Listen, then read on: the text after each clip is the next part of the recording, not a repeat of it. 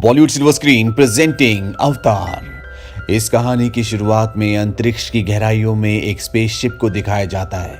ये वक्त होता है सन 2154 का। ये वो वक्त है जब धरती पर इंसानों ने सभी नेचुरल रिसोर्सेज को पूरी तरह से खत्म कर दिया है। इसीलिए ऊर्जा के नए रिसोर्स के लिए इंसान एक दूसरे ग्रह पर जा रहे हैं, जिस ग्रह का नाम है पेंडोरा। स्पेसशिप के अंदर स्लीपिंग चैम्बर में एक आदमी की नींद खुलती है, जिसका नाम जैक सली है।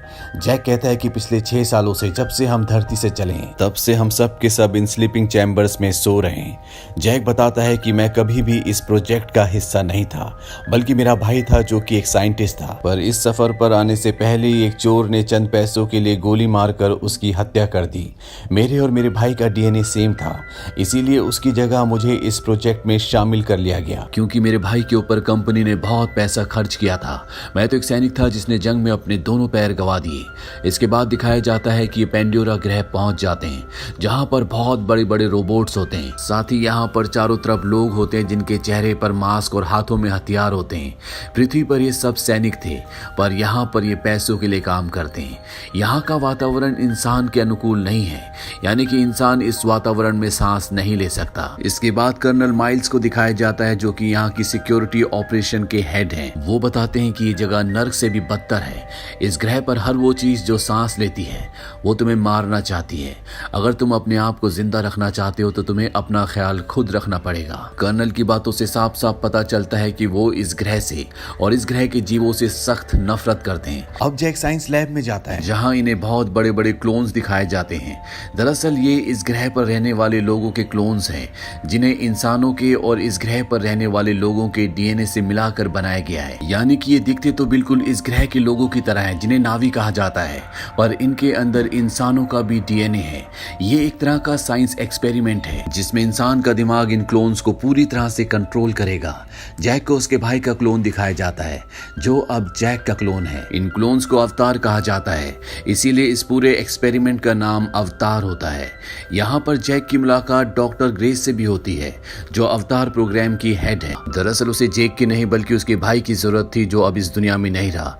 इस बात से नाराज होकर वो पार्कर के पास जाती है। पार्कर इस पूरे प्रोग्राम का हेड है। वो पार्कर को कहते हैं कि मुझे किसी फौजी की जरूरत नहीं है, बल्कि एक वैज्ञानिक की जरूरत है। पार्कर उसे कहता है कि हम लकी थे कि उसके भाई से उसका डीएनए मैच करता था, और अब मैं जैक को तुम्हारे साथ सिक्योरिटी ऑफिसर बनाकर भेजूंगा। अगर हम इस ग्रह पर रहने वाले लोगों की तरह दिखेंगे तो हम उनसे जल्दी दोस्ती कर पाएंगे, लेकिन हमारे रिश्ते दिन ब दिन उनसे बिगड़ते ही जा रहे हैं। ग्रेस कहती है कि अगर तुम उन पर गोली चलाओगे तो रिश्ते बिगड़ेंगे ही। पार्कर उसे वो पत्थर दिखाता है जिसे अनऑब्टेनियम कहा जाता है, जो इस ग्रह की जमीन के अंदर भरपूर मात्रा में भरा हुआ है। पार्कर कहता है कि हम इस ग्रह पर इस बेशकीमती पत्थर की वजह से है, जो हमारी दुनिया में 1 किलो 100 करोड़ का बिकता है। इस पूरे प्रोजेक्ट का खर्चा, तुम्हारे साइंस का खर्चा सब इसी पत्थर से आता है, इसीलिए जो भी हमारे बीच में आएगा हमें उसे अपने रास्ते से हटाना होगा। इसके बाद जेक को दिखाया जाता है, जो एक स्लीपिंग चैम्बर के अंदर जाता है। दरअसल एक मशीन है जिसके अंदर जाने के बाद इंसान गहरी नींद में चला जाता है, पर उसका क्लोन जो उसके डीएनए से बना है वो पूरी तरह से एक्टिव हो जाता है। यानी कि उसका इंसानी शरीर तो सो जाता है, पर उसका वो शरीर जो उसके डीएनए से और इस ग्रह पर रहने वाले लोगों के डीएनए से बना है, जिसे अवतार कहा जाता है, वो जाग जाता है। और जब जैक का अवतार जागता है तो बहुत खुश होता है, क्योंकि इस अवतार में उसके पैर बिल्कुल ठीक है। वो डॉक्टर्स के मना करने पर भी खड़ा हो जाता है और इस जगह से बाहर निकल जाता है। बाहर निकलने के बाद वो पूरी तेजी से भागता है। ये उसके लिए एक सपने की तरह है, क्योंकि एक इंसान जिसके पैर नहीं है, उसकी जिंदगी में इससे बड़ी कोई बात नहीं हो सकती कि वो अपने पैरों पर भाग रहा है। यहाँ पर डॉक्टर ग्रेस भी आती है। वो जैक से पूछती है कि तुम्हें कैसा लग रहा है। जैक कहता है कि मैं बता नहीं सकता। अब रात हो जाती है और इन सब अवतार को, जितने भी क्लोन्स होते हैं, इन सब को सुला दिया जाता है। और जैसे ये सोते हैं, जैक अपने इंसानी जिस्म में उड़ जाता है। यानी कि जब अवतार सोता है तो इंसानी जिस्म उठता है, और जब इंसानी जिस्म सोता है तो अवतार उड़ जाता है। अब अगले दिन कर्नल माइल्स जैक को अपने पास बुलाते हैं। वो कहते हैं कि मैंने तुम्हारा तुम्हारा रिकॉर्ड चेक किया। तुम काफी बड़ी बड़ी जंगें लड़ चुके हो। मुझे तुम्हारे जैसे सिपाही की जरूरत है। मुझे इस साइंस के प्रोजेक्ट में कोई भी दिलचस्पी नहीं है। जहां पर इस ग्रह के लोग रहते हैं, जहां पर उनका गांव है, वहां पर बहुत सारा अनऑब्टेनियम है। मैं चाहता हूं कि तुम उनके बीच जाओ, उनमें शामिल हो जाओ, उनसे दोस्ती करो, और जब सही वक्त आए तो तुम उन्हें गांव खाली करने के लिए कहना, ताकि उस जगह से हम सारा अनऑब्टेनियम निकाल लें। अगर तुम मेरा काम करोगे तो मैं तुम्हारी टांगे हमेशा के लिए ठीक करवा दूंगा, तुम्हारी असली टांगे। जैक कहता है कि मैं आपके लिए जरूर काम करूंगा। अब अगले दिन जैक, ग्रेस, नॉम और उसके कुछ साथी कैंप से बाहर जंगल में पहुंच जाते हैं, जहां पर इस ग्रह के लोग और बहुत खतरनाक जानवर रहते हैं। ग्रेस पेड़ पौधों के सैंपल ले रही होती है। तभी जैक उनसे अलग इस जंगल को देखने लगता है।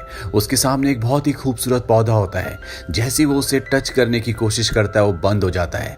इसके बाद यहाँ पर वो एक के बाद एक सभी पौधों को टच करने की कोशिश करता है, जिस वजह से सभी पौधे बंद हो जाते हैं और उनके पीछे होता है खतरनाक जानवर। अब ग्रेस भी वहां पर आ जाती है। ग्रेस उससे कहती है कि तुम हिलना मत, ये तुम्हें कुछ भी नहीं करेगा। लेकिन जैक भाप जाता है कि वो उसकी तरफ उसे मारने के लिए बढ़ रहा है। जैक भी पूरी बहादुरी से उसकी तरफ भागता ताकि वो डर जाए, और होता भी ऐसे है। वो खतरनाक जानवर डर कर रुक जाता है, लेकिन वो जैक से नहीं डरा होता, बल्कि उसके पीछे उससे भी एक खतरनाक जानवर आ गया होता है, जो इस प्लेनेट पर सबसे खतरनाक है। ग्रेस उससे कहती है कि जितनी तेज भाग सकते हो भागो, और अब जैक भागना शुरू करता है। वो जानवर भी लगातार उसका पीछा करता है, पर तभी उसके सामने झरना आ जाता है, जिससे जैक कूद जाता है।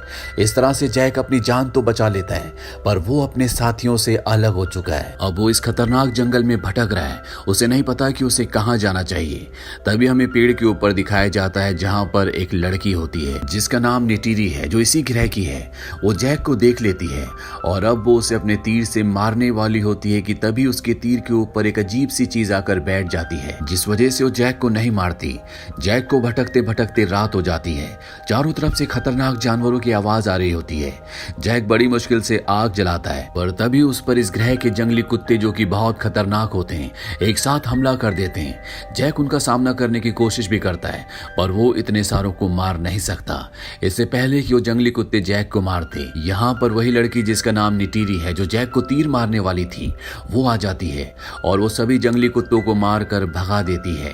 इसके बाद वो जाने लगती है, लेकिन जैक भी उसका पीछा करता है और कहता है कि मैं तुमसे तुम्हारी चीजें सीखना चाहता हूँ। निटीरी कहती है कि आसमानी लोग सीख नहीं सकते, क्योंकि उन्हें कुदरत नहीं दिखती। तुम्हें यहाँ पर नहीं होना चाहिए था। और तभी जैक के ऊपर उसी तरह के फूल जो निटीरी के तीर के ऊपर आकर बैठे थे, पूरे शरीर पर बैठ जाते हैं। ये देखकर निटीरी पूरी तरह से हैरान हो जाती है। जैक उससे पूछता है कि सब क्या है। वो बताती है कि ये पवित्र आत्माओं के पेड़ के बीज हैं। तुम्हारी आत्मा बहुत पवित्र है। और इसके बाद वो जैक को अपने साथ ले जाने लगती है, पर तभी यहाँ पर उसी के कबीले के कुछ लोग आ जाते हैं, जो जैक को बंदी बनाकर अपने कबीले में ले जाते हैं। निटीरी के पिता इस कबीले के सरदार होते हैं और उसकी मॉम एक स्पिरिचुअल गुरु होती है, जो जैक का खून टेस्ट करती है और वो समझ जाती है कि ये एक पवित्र आत्मा है। जैक कहता है कि मैं तुम्हारे तौर तरीके सीखना चाहता हूँ, तुम किस तरह से शिकार करते हो मैं ये भी सीखना चाहता हूँ। और वो जैक को सिखाने के लिए मान जाते हैं।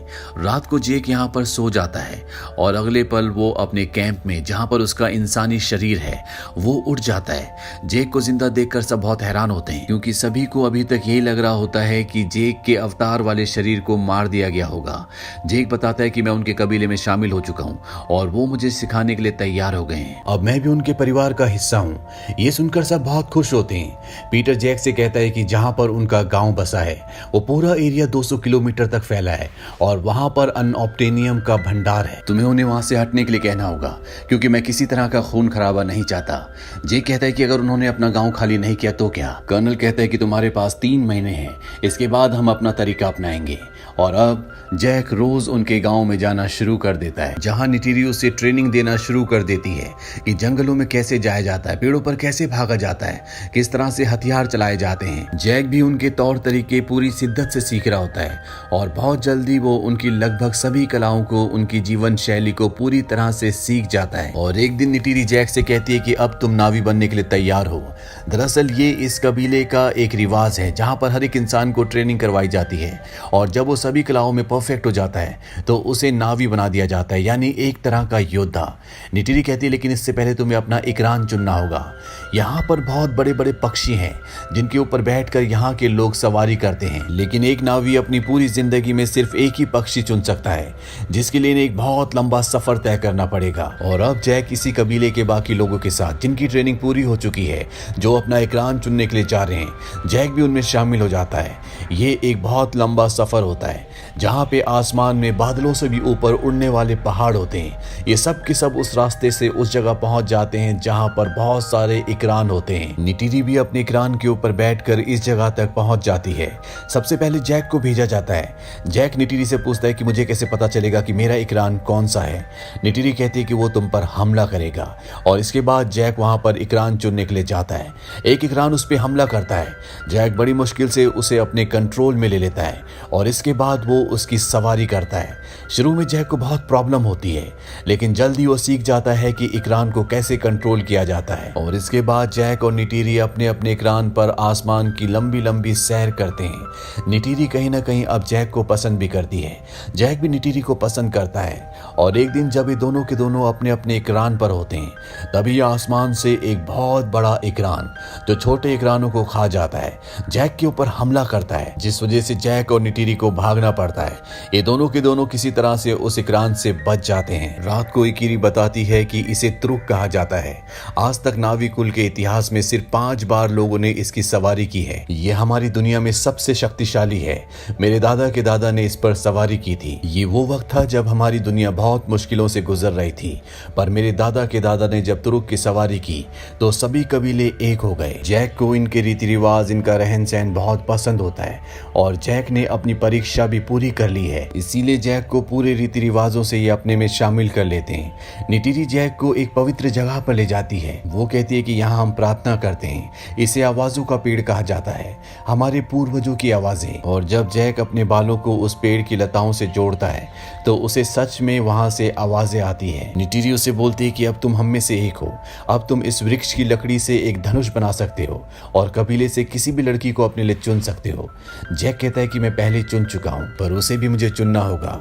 निटिरी समझ जाती है कि वो उसी के बारे में बात कर रहा है। निटिरी कहती है कि वो पहले चुन चुकी है और इसके बाद ये एक दूसरे के बहुत करीब आ जाते हैं। अगली सुबह जब निटिरी की आंखें खुलती है तो वो देखती है कि वहां पर एक बहुत बड़ी मशीन है जो चारों तरफ पेड़ों को तोड़ रही है। वो जैक को उठाने की कोशिश करती है, पर जैक इंसानों की दुनिया में यानी कि इंसानी रूप में उठा होता है। उसे यहाँ उठने के लिए मशीन के अंदर जाना होगा। जैक जल्दी से मशीन के अंदर जाता है, जिससे उसकी क्लोन वाली बॉडी एक्टिव हो जाती है। वो जाग जाता है। वो देखता है कि इंसान कुल देवता के वृक्ष को तोड़ रहे हैं। वो उस मशीन के ऊपर चढ़ जाता है और उसके कैमरे को तोड़ देता है, पर तभी यहाँ पर सिपाही उस पर गोलियां चलाते हैं, जिस वजह से जैक वहां से निकल जाता है। दरअसल 3 महीने पूरे हो चुके हैं और अब पीटर और कर्नल के आदमी इस जगह पर हमला करने वाले हैं। जेक और निटिरी कबीले के पास जाते हैं। यहाँ पर ग्रेस भी होती है जो इन्हीं के रूप में होती है।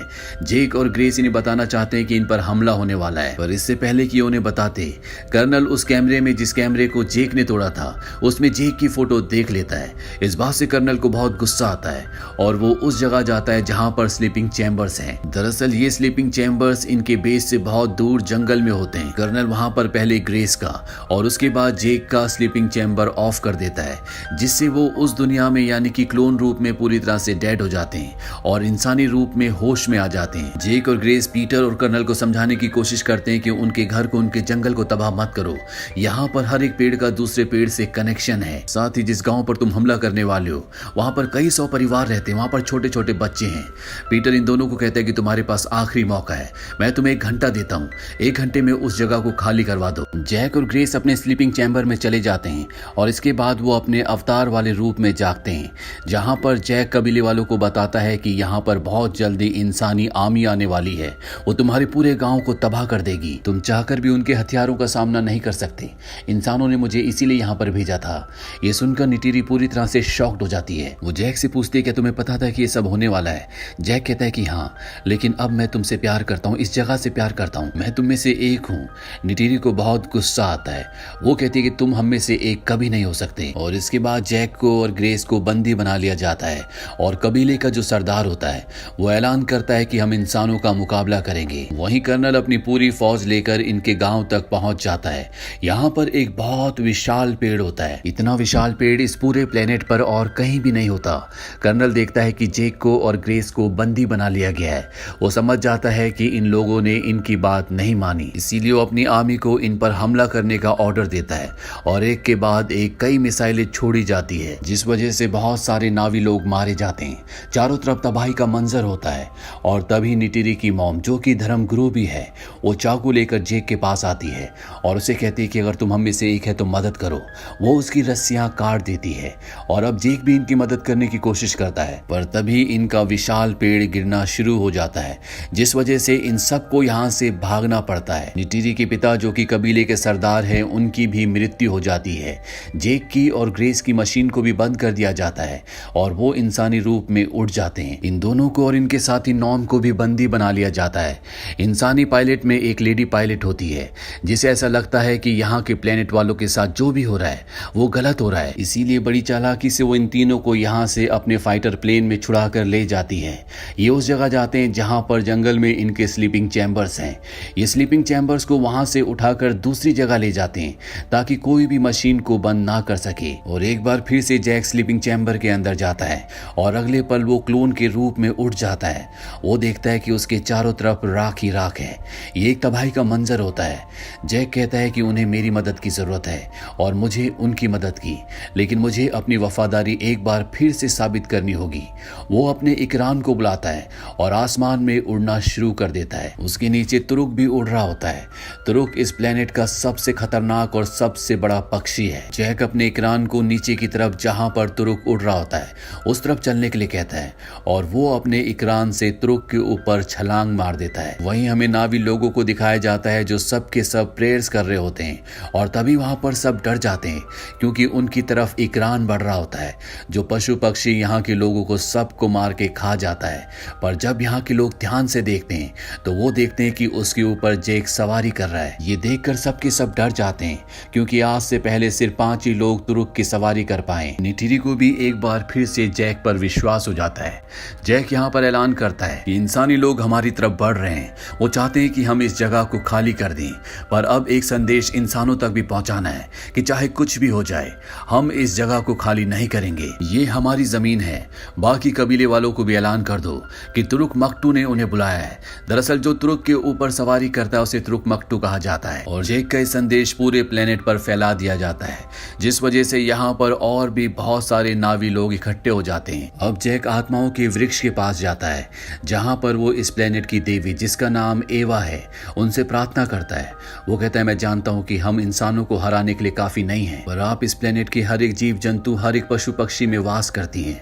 मुझे आपकी जरूरत है। अगले दिन इंसान इनके आत्माओं के पेड़ को नष्ट करने के लिए आगे बढ़ रहे होते हैं, लेकिन जैक और उसके सभी साथी युद्ध के लिए तैयार होते हैं।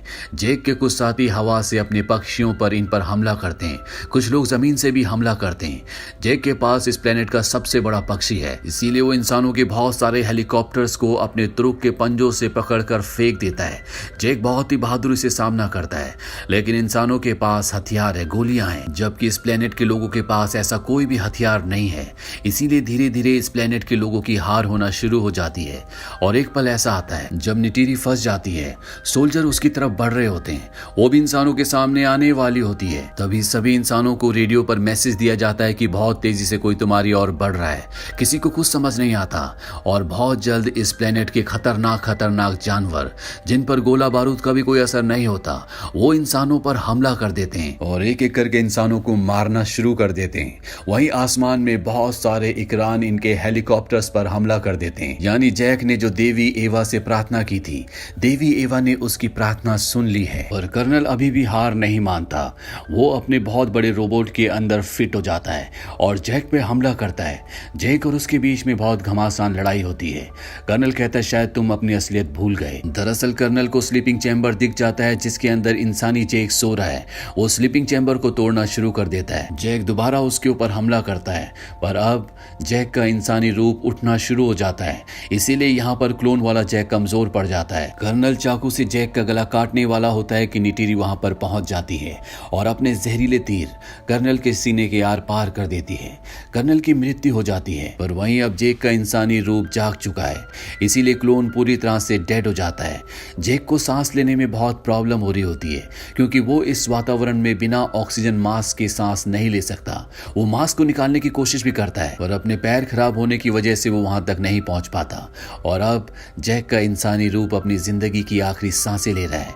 नीटिरी को यह एहसास हो जाता है कि जैक का इंसानी रूप अंदर है। वो जल्दी से अंदर जाती है। पहले तो उसे कुछ समझ नहीं आता पर जल्दी वो समझ जाती है कि जैक इस वातावरण में सांस नहीं ले पा रहा, इसीलिए वो उसके चेहरे पर उसका ऑक्सीजन मास्क लगा देती है जिससे जैक को एक बार फिर से ऑक्सीजन मिलना शुरू हो जाती है।